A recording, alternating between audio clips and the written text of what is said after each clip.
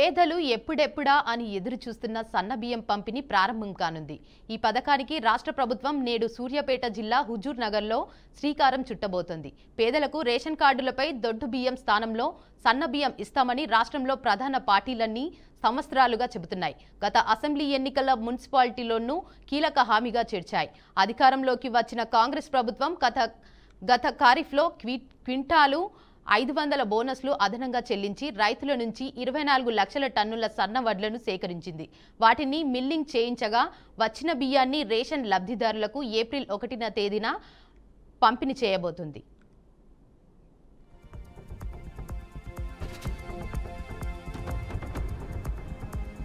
ప్రతి రేషన్ లబ్ధిదారులకు 6 కిలోల చొప్పున కుటుంబంలో ఎందరు లబ్ధిదారులుంటే అంతమందికి సన్నబియ్యం ప్రయోజనం లభిస్తుంది. జనవరిలో జారీ చేసిన 1 లక్ష పైచీకులు కొత్త కార్డులతో కలిపి ప్రస్తుతం రాష్ట్రంలో 91 లక్షల రేషన్ కార్డులు ఉన్నాయి. సన్నబియ్యం పంపిణీతో ఏటా అదనంగా 2,800 కోట్ల భారం పడుతుందని ప్రభుత్వం తెలిపింది.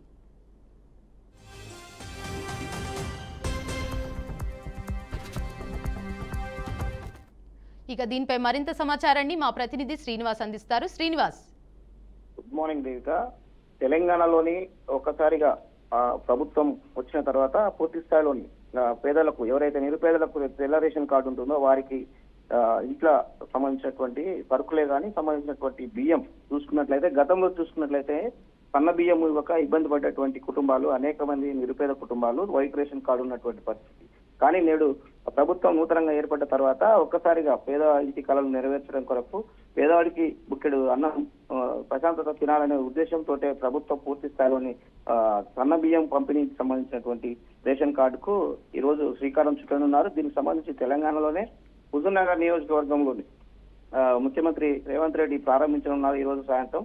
దీనికి సంబంధించి ఇప్పటికే పూర్తి స్థాయిలోని రాష్ట్ర వ్యాప్తంగా ఉన్నటువంటి రేషన్ కార్డులతో పాటు అదనంగా తీసుకోవాల్సినటువంటి రేషన్ కార్డులకు కూడా ఎంత ఉంటుంది, దీనికి సంబంధించిన రేషియో ఎలా ఉంటుంది అనేది కూడా ఇప్పటికే civil supply minister Uttam Kumar Reddy కూడా పూర్తిగా దాన్ని అధ్యయనం చేస్తూ ఒక బులెటిన్ కూడా రిలీజ్ చేయడం జరిగింది. ఎంతమంది నిరుపేదలు ఉన్నారో ప్రతి నిరుపేదకు సంబంధించిన ప్రతి రేషన్ కార్డుకు సంబంధించి చూసినట్లయితే ప్రతి ఒక్క అభ్యర్థికి 6 కిలోల చొప్పున కుటుంబ సభ్యులు ఎంతమంది ఉంటారో ఆ రేషన్ కార్డులో అన్ని 6 కిలోలు ఇవ్వాల్సి వస్తుంది అనేది చెప్పారు. ఇదే విధంగా గతంలోని అనేక ఇబ్బందులతో ఉన్నటువంటి పేదలకు అనేక చెప్పిన సంక్షేమ పథకాలు చేరువ వేయడానికి భాగంగానే తెల్ల బియ్యం పంపిణీకి సన్న బియ్యం కూడా ఇస్తున్నట్లు కూడా తెలుస్తుంది. అయితే ప్రధానంగా చూసుకున్నట్లయితే ఈ సన్న బియ్యం సంబంధించిన కార్యక్రమాన్ని గతంలో ఇందిరమ్మ పాలనలో జరిగినటువంటి అనేక సంక్షేమ పథకాల్లో భాగంగా చేస్తున్నాం అనేది కూడా ప్రభుత్వం చెప్తూ వస్తుంది. 6 గ్యారెంటీల స్కీమ్ అమల్లో భాగంగా సన్న బియ్యం పంపిణీ కూడా చేస్తున్నాం అనేది కూడా ప్రభుత్వం చెప్పుకుంటూ వస్తుంది. అయితే ప్రధానంగా ఈ రోజు జరిగేటువంటి ఈ సభకు సంబంధించి పూర్తిగా భారీ బందోబస్తు మధ్యన కూడా ఏర్పాటు చేశారు. దీనికి ఎలాంటి అవాంఛనీయ సంఘటన జరగకుండా కూడా పూర్తి స్థాయిలోని నల్గొండ, వరంగల్, ఖమ్మం జాతీయ రహదారుల మీద పెద్ద ఎత్తున ట్రాఫిక్ జామ్ అయ్యే పరిస్థితి ఉంది కాబట్టి ముందస్తుగానే ఆ ట్రాఫిక్ సిగ్నల్స్ తో పాటు హైవే జామ్ కాకుండా ఉండడం కొరకు టువంటి కార్యక్రమానికి ముఖ్యమంత్రి రేవంత్ రెడ్డి సాయంత్రం 5:30 వస్తారు హెలిప్యాడ్ ద్వారా. ఆ తర్వాత నేరుగా హైదరాబాద్ కు బై రోడ్ల వెళ్లే కార్యక్రమం ఉంటుంది. దీనికి సంబంధించి ఇప్పటికే పోలీసు ఉన్నతాధికారులతో పాటు జిల్లా యంత్రాంగం కూడా కట్టుదిట్టమైన చర్యలు చేపట్టి పూర్తి స్థాయిలోని సన్నబియ్యం పంపిణీ కార్యక్రమానికి రేవంత్ రెడ్డి వస్తున్న సందర్భంగా పెద్ద ఎత్తున జిల్లా ప్రజలే కాకుండా తెలంగాణ ప్రజలు కూడా ఒక్కసారిగా ఉగాది తీపి కబురు అని చెప్పుకోవచ్చు. ప్రధానంగా చూసుకున్నట్లయితే అనేక సంక్షేమ పథకాలు ప్రవేశపెట్టినటువంటి కాంగ్రెస్ ప్రభుత్వం ఒక్కొక్కటిగా అమలు చేస్తుందనేది కొంత ప్రజల్లోకి వెళ్తున్నటువంటి విషయం. ఇది సీఎం రేవంత్ రెడ్డి ఈరోజు సాయంత్రం హుజూర్నగర్ నియోజకవర్గంలో చేపట్టనున్నటువంటి సన్నబియ్య కార్యక్రమానికి సంబంధించిన తాజా విశేషాలు. Right, thank you Srinivas.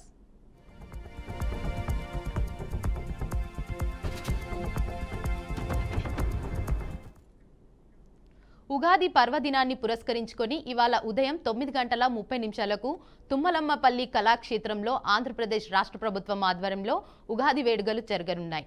ఈ సందర్భంగా పంచాంగం శ్రవణం ఏర్పాటు చేయనున్నారు. అయితే ఉగాది వేడుకలకు ముఖ్యమంత్రి నారా చంద్రబాబు నాయుడుతో పాటు మరికొందరు మంత్రులు, నేతలు హాజరు కానున్నారు. అలాగే మధ్యాహ్నం 3 గంటలకు స్వర్ణభారతి ట్రస్ట్ లో ఉగాది వేడుకలు కూడా సీఎం పాల్గొనున్నారు. ఇక సాయంత్రం P4 కార్యక్రమం ప్రారంభించనుంది. అనంతరం సాయంత్రం 5 గంటలకు P4 కార్యక్రమానికి సీఎం చంద్రబాబు హాజరు కానున్నారు.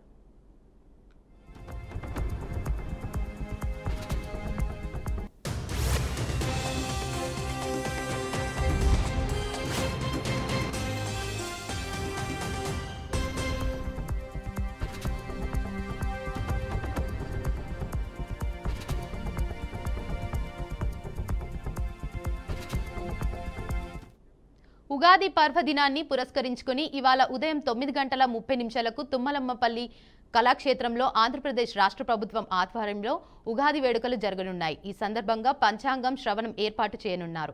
అయితే ఉగాది వేడుకలకు ముఖ్యమంత్రి నారా చంద్రబాబు నాయుడుతో పాటు మరికొందరు మంత్రులు, నేతలు హాజరు కానున్నారు. అలాగే మధ్యాహ్నం 3 గంటలకు స్వర్ణభారతి ట్రస్ట్లో ఉగాది వేడుకలు కూడా సీఎం పాల్గొనున్నారు. ఇక సాయంత్రం P4 కార్యక్రమం ప్రారంభించనుంది. అనంతరం సాయంత్రం 5 గంటలకు P4 కార్యక్రమానికి సీఎం చంద్రబాబు హాజరు కానున్నారు.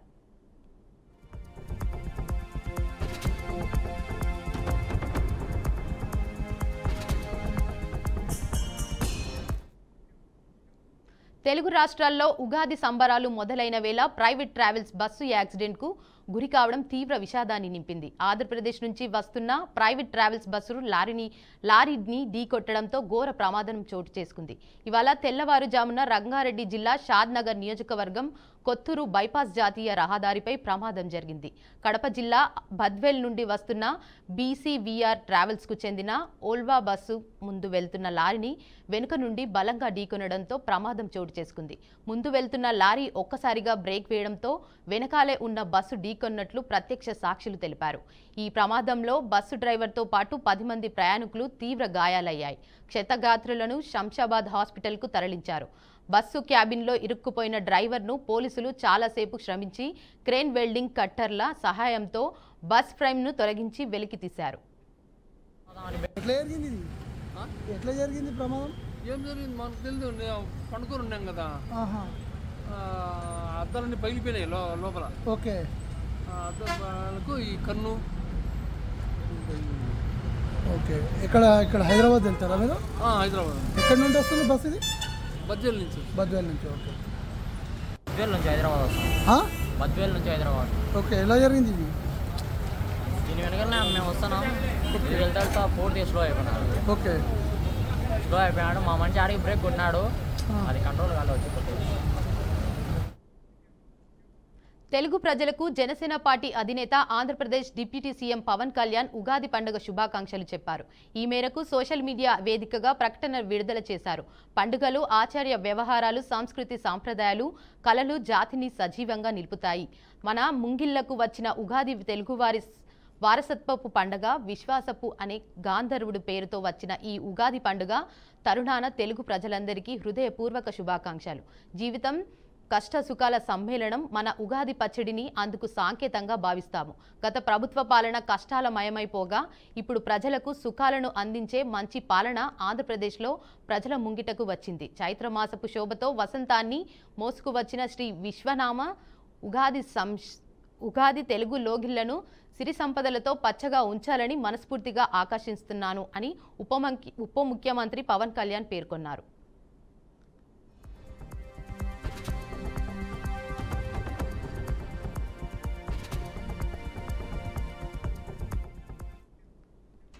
సికింద్రాబాద్కు చెందిన పాస్టర్ పగడాల ప్రవీణ్ రాజమండ్రికి వస్తుండగా అనుమానాస్పద స్థితిలో మృతి చెందడం సంచలనం సృష్టించింది. రోడ్డు ప్రక్కన ప్రవీణ్ రాయల్ ఎన్ఫీల్డ్కు బైక్ పడిపోగా దాని పక్కనే ఆయన మృతదేహం పడి ఉంది.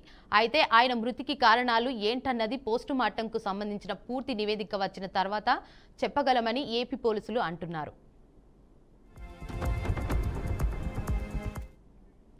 ఐజీ అశోక్ కుమార్ రాజమండ్రిలో కేసు వివరాలు పంచుకున్నారు. ఈ ప్రెస్ మీట్లో ప్రవీణ్ జాతీయ రహదారిపై ప్రయాణించిన సీసీటీవీ ఫుటేజీని తూర్పు గోదావరి జిల్లా ఎస్పీ నరసింహ కిషోర్ విడుదల చేశారు. నేషనల్ హైవేపై పలు టోల్ గేట్ల మీదుగా ప్రవీణ్ ప్రయాణించిన విజువల్స్ అందులో ఉన్నాయి. ఓ చోట ప్రవీణ్ వెనుకగా వెళ్లిన 4 కార్లలో ఈ ఘటనలో సంబంధం లేదని పోలీసులు స్పష్టం చేశారు. రాజమండ్రి నగరానికి దగ్గరలో 24 మార్చ్ రాత్రి ఒక ఇన్సిడెంట్ జరిగింది. దీంట్లో శ్రీ ప్రవీణ్ కుమార్ పగడాల గారని పాస్టర్, వారు హైదరాబాద్ సంబంధించిన వారు మోటార్ సైకిల్ మీద వస్తూ అనుమానాస్పద పరిస్థితుల్లో అక్కడ మరణించడం జరిగింది. ఈ 25వ తారీఖు మార్నింగ్ 8:47కి ఇది డయల్ 112 కాల్ వచ్చింది. ఇట్లా ఒక డెడ్ బాడీ పడి ఉంది ఒక మోటార్ సైకిల్తో పాటు అని చెప్పి ఇన్ఫర్మేషన్ వచ్చింది. ఒక ఇన్ఫార్మెంట్ ఎవరు ఒక ఫోన్ చేసి చెప్పారు.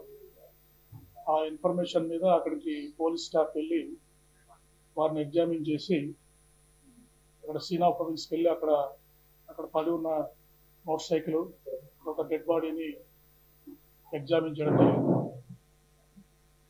అక్కడ సీన్ ఆఫ్ అఫెన్స్లో దొరికిన ఆ మృతుడి సెల్ ఫోన్ ఆధారంగా ఆ ఫింగర్ ప్రింట్ ద్వారా దాన్ని ఓపెన్ చేసి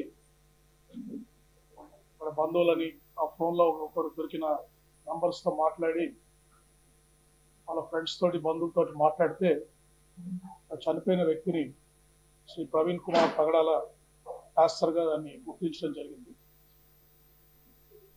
తర్వాత ఆ రోజు వారి బంధువులు ఎవరు అందుబాటులో లేకపోవడము, వారి హైదరాబాద్ వారి స్వస్థలం కావడంతో వారు సాయంత్రం ఇక్కడికి వాళ్ళ బంధువులు వచ్చిన తర్వాత ఆ రోజు కేసు రిజిస్టర్ చేసి నెక్స్ట్ డే మార్నింగ్ వారి బంధువులు ఇంకా వారి ఫ్రెండ్స్ అంతా వచ్చిన తర్వాత మనం ఇంక్వెస్ట్ ప్రొసీడింగ్స్ కండక్ట్ చేశాము.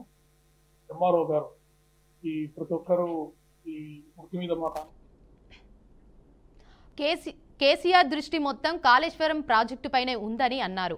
మెదక్ జిల్లాలోని తన ఫామ్ హౌస్ చుట్టూ కాలువలు తవ్వుకున్న చరిత్ర కేసీఆర్దేనని మండిపడ్డారు. 1,00,000 కోట్ల రూపాయలు వెల్లించి నిర్మించిన కాళేశ్వరం ప్రాజెక్టు ఎవరికీ ఉపయోగపడదని దుస్థితిలో ఉందని విమర్శించారు. దేవాదుల ప్రాజెక్టు పూర్తయితే 7 మండలాలు వ్యవసాయ రంగంలో అద్భుతమైన అభివృద్ధి సాధించావని కడియం శ్రీహరి చెప్పారు. అప్పటి ఎమ్మెల్యేలు ఎమ్మెల్సీలు తమ సప్రయోజనాలు మాత్రమే చూసుకున్నారని, వేలేరు పీచర్ల ప్రాంతంలోని రైతులకు నీటిని అందించే ఆలోచనే చేయలేదని ఆరోపించారు.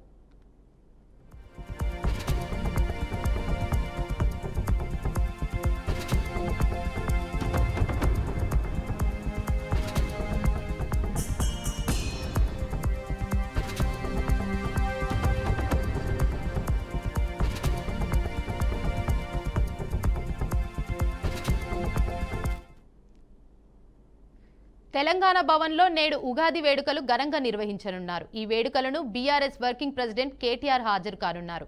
ఈ సందర్భంగా జరిగే పంచాంగం శ్రవణం, వేద పండితుల ఆశీర్వచనం, షడ్రుచుల ఉగాది పచ్చడి సేవనంలో ఆయన పాల్గొననున్నారు. బీఆర్ఎస్ రాజ్యసభ సభ్యుడు వద్దిరాజ్ రవిచంద్ర తెలంగాణ, ఆంధ్రప్రదేశ్ ప్రజలతో పాటు దేశ విదేశాల్లో నివసిస్తున్న తెలుగు వారికి ఉగాది శుభాకాంక్షలు తెలియజేశారు. ఉగాది రోజు షడ్రుచులతో తయారు చేసిన పచ్చడి సేవించడం ఆరోగ్యకరమన్నారు. ఈ పర్వదినం సందర్భంగా కుటుంబం సభ్యులతో కలిసి భక్తి శ్రద్ధలతో ఆలయాలను సందర్శించి పంచాంగం శ్రవణం, కవి సమ్మేళనంలో పాల్గొనడం శుభం కలుగుతుందని ఆయన అభిప్రాయపడ్డారు.